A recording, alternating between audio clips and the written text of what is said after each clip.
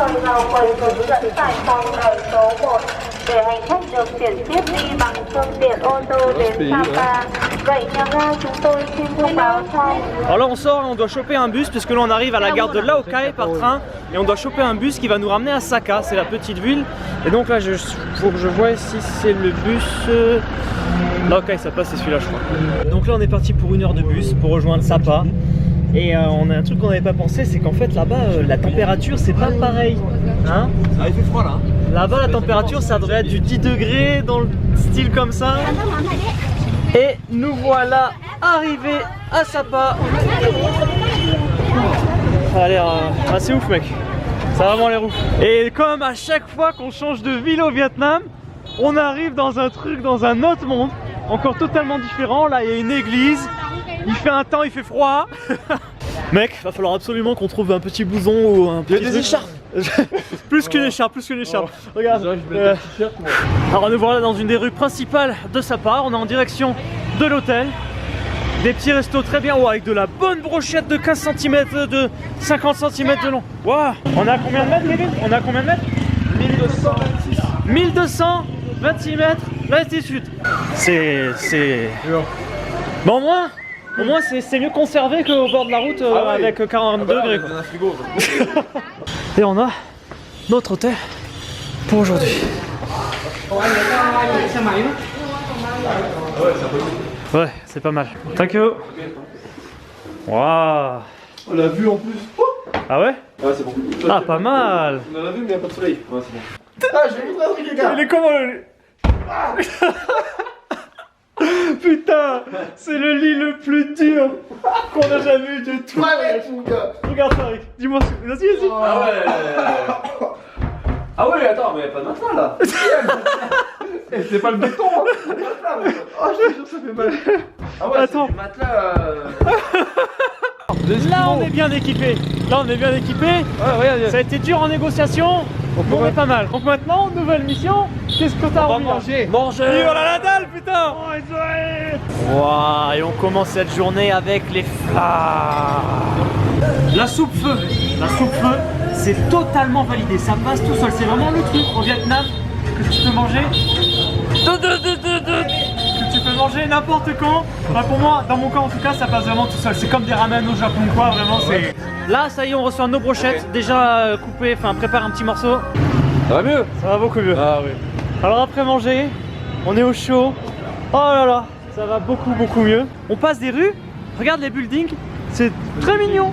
C'est des bâtiments, ouais. Coffee bar lunch, avec des petites loupiottes, c'est pour Rick. Ils adorent les brochettes, ça c'est bien. Ouais, ils aiment bien les brochettes. Et des rues bien animées de Sapa, hein. Je pensais pas que c'était aussi animé que ça. C'est très marrant parce que là on est au fin fond du Vietnam, tout au nord du Vietnam, et on arrive à avoir une architecture assez occidentale, tu vois, avec ce bâtiment, cette barrière là comme ça. Écoute, il fait frais et depuis hier j'ai envie de me faire un petit thé. Donc là sur la route, un petit salon de thé tout seul qui nous attend. Je suis content. Ouais. Vous voyez en face de vous un homme heureux qui a chaud et qui boit son thé avec de la musique romantique. C'est vrai. Bon, putain. Alors on est revenu à la place principale de la ville, à la place principale de Sapa. Et là ça commence à être un peu l'effervescence, il y a beaucoup de monde. Il y a beaucoup, je remarque qu'il y a beaucoup d'enfants déguisés, ils sont pas déguisés, en costume traditionnel qui demandent de l'argent, qui vendent des petites babioles ou quoi. Et voilà, c'est très dépaysant. Là c'est un peu route, on arrive à la place bien vivante de Sapa qui est le marché. C'est ça le marché? Y'a rien. Bon ben voilà, on y va? Attends, ça sent très bon. Oh, regarde, c'est là, c'est juste derrière. Regarde la grande cuisine comme ça. C'est bien ça. T'as vu? Avec un grand menu. Kevin il pose, Kevin le modèle, vas-y, fais-nous rêver Kevin. Waouh. Eh les filles, il est pas beau gosse Kevin quand même. Le marché, le grand marché. Oh putain, c'est ouf là. Oh là c'est ouf là-bas mec. Putain la boucherie géante. Mec, si tu veux acheter de la viande, c'est ici. J'adore la viande. Sur les carreaux là. Ouais. Et le bitume. Et ben. On a rejoint un autre marché qui celui-là est plus typique local avec traditionnel, les vêtements traditionnels, les petits souvenirs, les babioles. du coin, de tradition d'ici. Eh, vas-y là, vas-y, elle se met juste devant un truc pour leur photo. Non, moi j'ai déjà fait 3. Ah ouais? And Yeah. lunch, eat, and Yes. et imokara 4-4. 4x4? Ah, 4-4. We are going 4x4. Depuis tout à l'heure, on croise notre pote. Et là, on se croise et en plus, on va au même village ensemble. On va aller voir un petit village traditionnel de tribu. Mec, bon, mis à part l'étendage comme ça, sauvage dans la rue, on commence à avoir la vue qui se dégage. Et regardez des montagnes énormes en face qu'on distingue à peine pour le moment. Carte Popo, en fait, ouais, ça fait vraiment pas mal. Avec les petits cafés qui ont des vues comme ça, il y en a plusieurs qui s'enchaînent. Je crois que la carte Popo du village, elle se fait d'ici, mais c'est encore trop tôt, il y a encore un peu trop de brume. Et du coup, on va quand même descendre au village pour profiter de voir ce qu'on peut y trouver et de remonter comme ça quand il y aura un peu plus de... N'est-ce pas? Moins de brume. Alors. Dans le petit village de 4x4, petit village touristique avec des petites boutiques. Alors quand tu venais là, on pensait avoir un petit truc authentique, voilà, se perdre dans un petit village et tout. Mais c'est beaucoup trop touristique. Voilà, c'est vraiment trop touristique. Faut payer pour aller dans le village. C'est que des trucs pour touristes avec des shops, des machins et tout. C'est absolument pas le village authentique qu'on recherchait, se perdre dans la forêt et tout. Donc petite déception par rapport à ce premier stop à Sapa là. Du coup, on remarche vers la ville puisque même les taxis, il n'y a pas moyen. Ils veulent pas mettre leur compteur en route. Ah non mais si, c'est pas possible ici là. Ce 4x4 village là. Hein, j'ai pas... Non, pas possible. Pas possible. Alors écoute, on est retourné à notre hôtel. Alors, notre hôtel, ils sont très gentils là.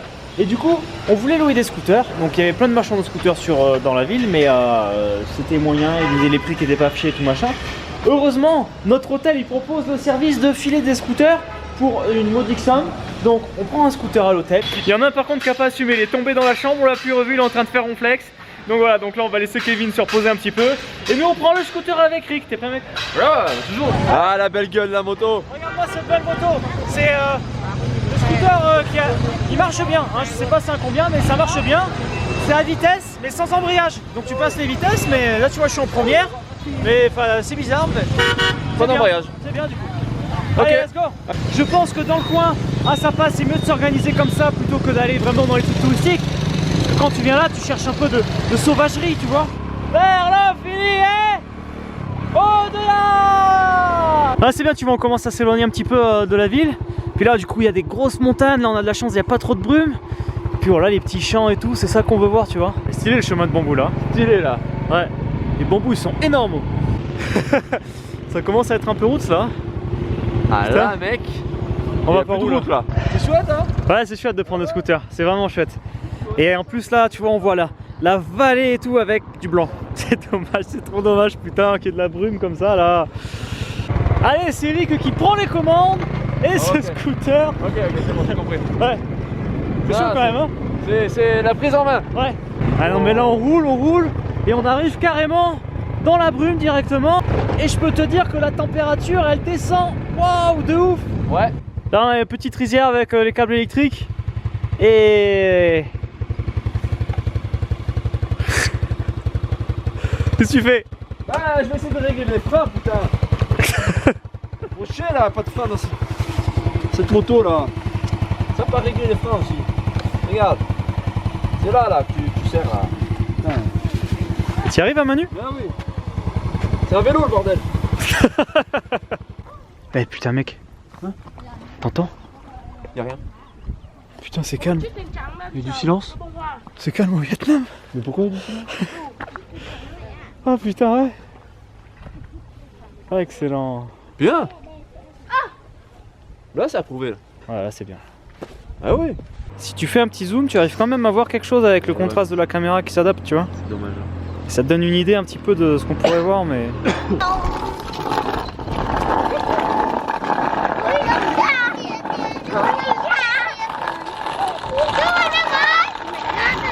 Ah, bah c'est sympa, on continue, hein. Écoute, c'est à peu près le 300e arrêt qu'on fait.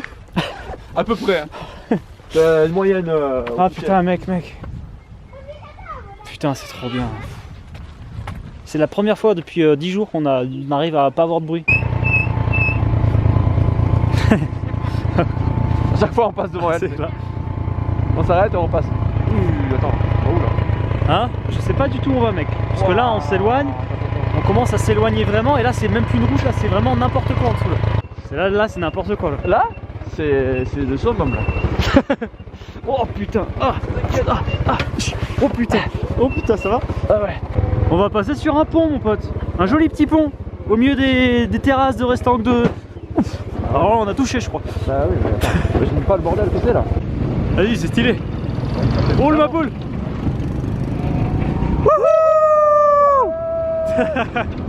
Putain, une montée de ouf, on est à fond sur le coude là.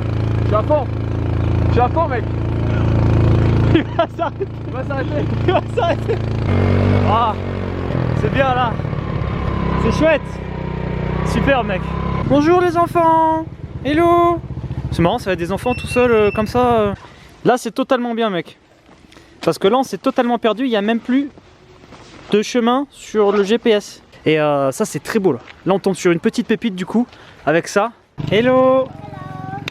Regarde. T'as vu? C'est toi. Ils sont trop mignons. C'est bizarre parce qu'on a croisé plein d'enfants, Bah écoute. comme tu disais, mais c'est vrai, sans parents. Des enfants tout seuls comme ça, on se croirait un peu dans le monde de Peter Pan, tu vois. Et il y a que des enfants ici là.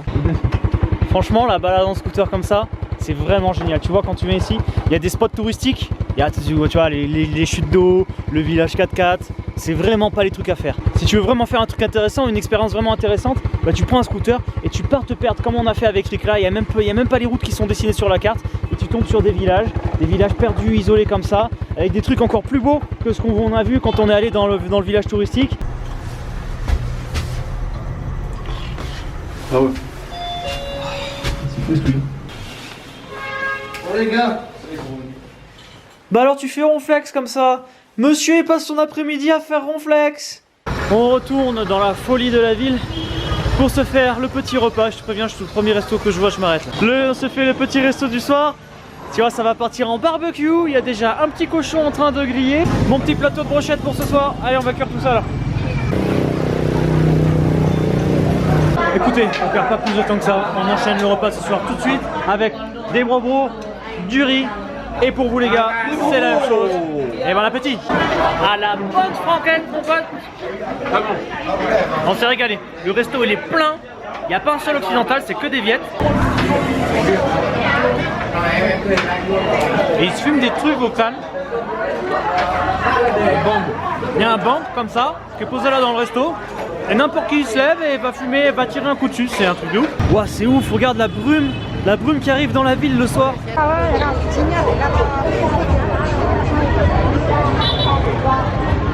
vraiment sympa. Ah sympa, c'est vraiment sympa. C'est vraiment sympa. Écoute, vidéo terminée pour aujourd'hui. Tu vois, même dans la chambre il caille que c'est pas possible, donc on garde nos blousons. Mais c'est pas grave, on est content parce qu'on a passé une très bonne expérience aujourd'hui. C'était vraiment sympa d'être ici. C'était vraiment sympa d'être ici. Et tu vois, ce que j'ai le plus aimé, c'était vraiment partir à l'aventure avec Rick quand on a pris le scooter, se perdre comme ça. J'aurais voulu que ça dure encore plus longtemps même, qu'on dorme je sais pas où, tu vois, partir vraiment à l'inconnu, vraiment me perdre comme ça. Donc j'ai vraiment adoré ce petit trip dans l'après-midi avec Rick. Écoute, de toute façon, on continue les aventures. Là, on sait toujours pas ce qu'on fait demain, donc on doit voir comment on va rentrer, si on rentre sur un oeil, si on reste une journée de plus, ce qu'il y a à faire dans le coin. Là, je sais pas du tout. Donc ça se décide vraiment petit à petit, et ça c'est très bien. Encore beaucoup de surprises, donc surtout ne loupe pas la suite de demain, parce que il va y avoir de la surprise, parce que même pour nous c'est de la surprise, tu vois. Donc c'est ça, l'improvisation totale.